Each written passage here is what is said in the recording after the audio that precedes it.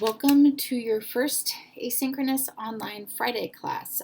Some of this information will be familiar to those of you who have had me in class before. In fact, some of the readings will be because I feel like they are really good readings to orient all of us to the same conversation. So thank you for your patience, and I invite you to re-engage in this new community and in this new place. So I'm going to skip our recap from last class in order to start talking, kind of go right into our discussion for today. So today we're going to talk about some of the groups that first century historians and subsequently later generations would see as distinct Jewish groups in the first century. We're also going to nuance that information with an article by Judith Liu that challenges the idea that there were these kind of distinct groups that would have self-identified. As best as we can tell, most people who self-identified as Jewish in the first century didn't assign themselves to any one of these particular groups. They just saw themselves as Jewish. So they would probably would have followed the dietary regulations, probably would have observed the Sabbath, and probably would have circumcised their baby boys. But in terms of distinctive groups that we read about in Josephus, who is Jewish and a first century historian, we have the Pharisees, the Sadducees, the Essenes, the Zealots, the people of the land, and then we also have Samaritans mentioned in first century texts and quite a lot in the Gospels. So we will focus on Judea in the first century of the Common Era. I'm going to back up just a little bit to say more about the Maccabean revolt. But things to bear in mind as we go forward. Judaism was not a monolithic group in the first century. Much like there's diversity in various religious groups today, there was diversity in Judaism in the first century. It was so diverse, in fact, that the Romans couldn't at first distinguish Jewish people who did not think Jesus was the Messiah from Jewish people who did think Jesus was the Messiah. And in fact, in some cases, the Jewish people who thought Jesus was the Messiah and those who didn't continued worshiping together for quite some time. It is also important to remember that Jesus was a Jew, not a Christian. Some students have fallen into the trap of believing that Jesus, self-consciously began a new religion. If we look at the New Testament texts, though a new religion would take shape after Jesus died and his subsequent followers articulated his belief and his mission, Jesus was not self-consciously starting a brand new faith. In fact, it was deeply embedded in the diversity of first century Judaism. Also, the separation between Judaism and Christianity into distinct religions was far later than many, mostly Christians, thought. So a bit more about the Maccabean revolt. How it started was in 167, a man named Antiochus IV Epiphanes made a law that prohibited many Jewish practices and had Jewish people actually offering pagan sacrifices. And so a man named Mattathias in 167 started amassing an army of Jewish people to protest these practices. And in 164, Mattathias' son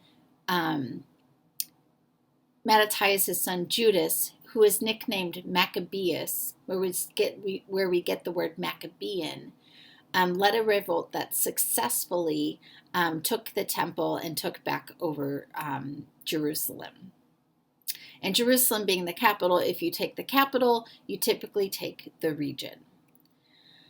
Then so there was about 100 years of self-rule and about 5 different leaders during that time who were all descendants of Mattathias or Judas Maccabeus. And at the end, however, there were two men who were vying for the throne. Each had factions that supported them, and it was causing quite a lot of havoc in the area. And so Pompey marches on Jerusalem. Pompey was in his own complicated relationship with his triumvirate, but with Julius Caesar and so on and so forth. But we don't need to get into that right now. So basically what happened after that is there was a series of people put in charge by the Romans of Judea. The first was Herod the Great's dad, Antipater, who supported Pompey's campaign. And Pompey, because he was grateful for that, made him procurator over Judea and gave him citizenship. In Rome, if your father is made a citizen, the children are made citizens as well. So Herod the Great was Jewish by ethnicity and Roman by citizenship. And so in 37, Herod the Great was made king, although he wasn't actually, he wasn't precisely a king. He wasn't at liberty to self-rule. By and large, his job was to maintain the peace among his people and Rome. Rome had masterful plans and often put the elite from within the society in charge when they conquered an area, in part because the elite know the customs, but also because it helps people have the sense of self-rule, but the elite know that Rome is kind of still in charge. So at the time Jesus is born, Herod the Great is reigning over Judea as their kind of client king. And so that is the Maccabean Revolt. So later generations would appeal to the Maccabean Revolt when they wanted to engage self-rule. This would happen a few different times.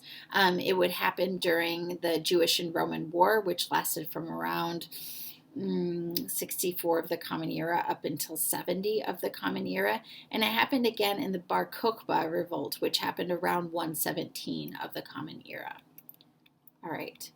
So I will give you a few videos to watch and comment on.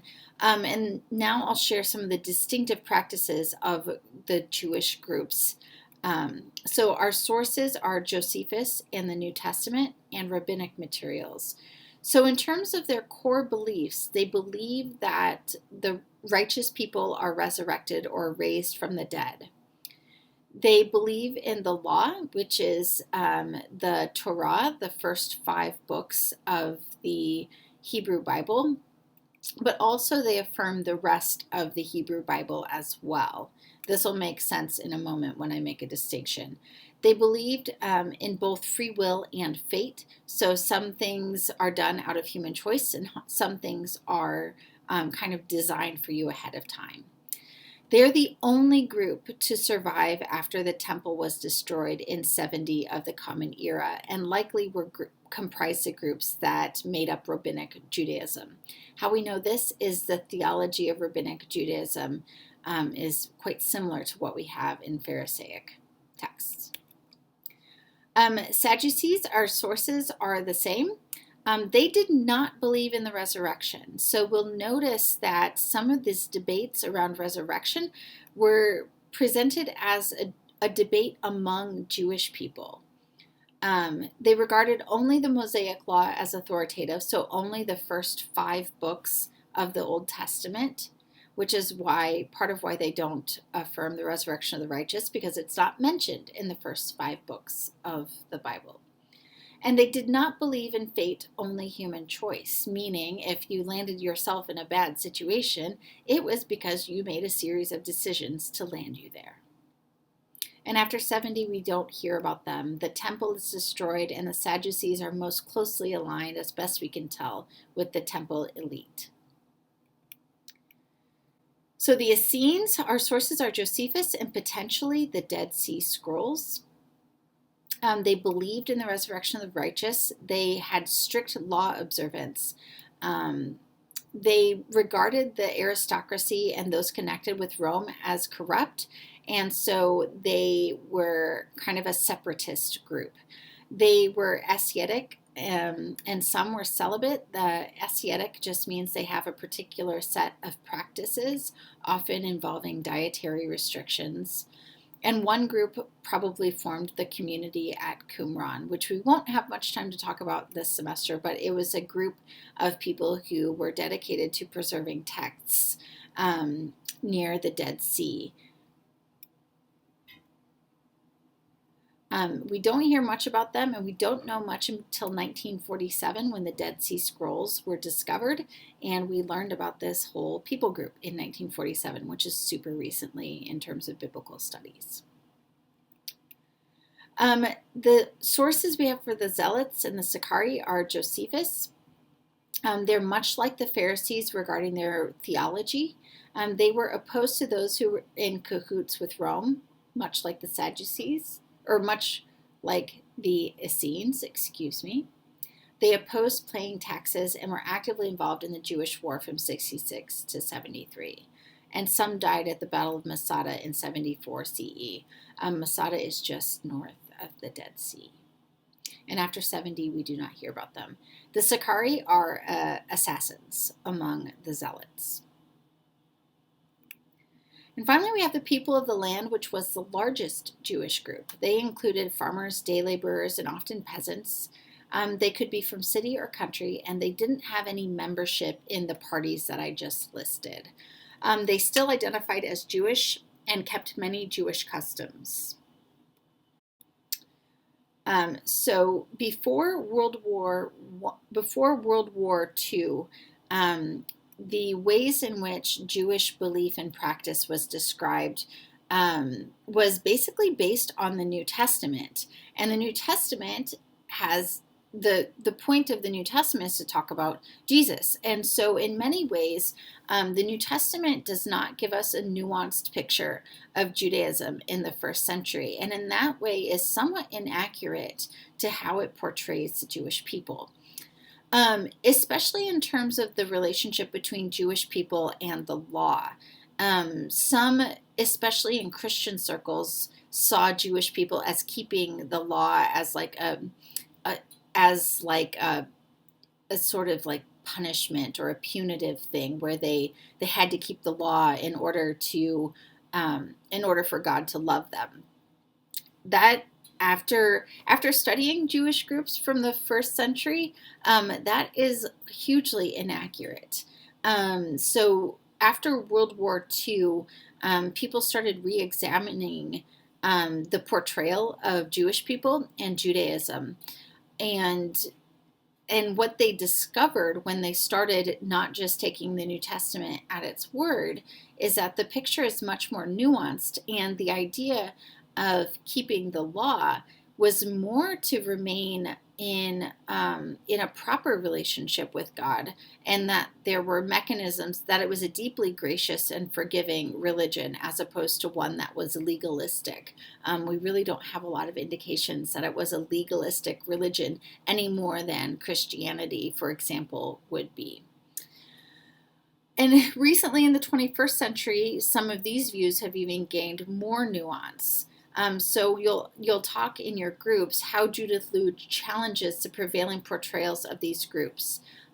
What are some of the risks if we oversimplify people groups and their ideologies? And has this ever happened to you? How did it feel, and what did you do? Have a good weekend, everyone. I will see you all Monday.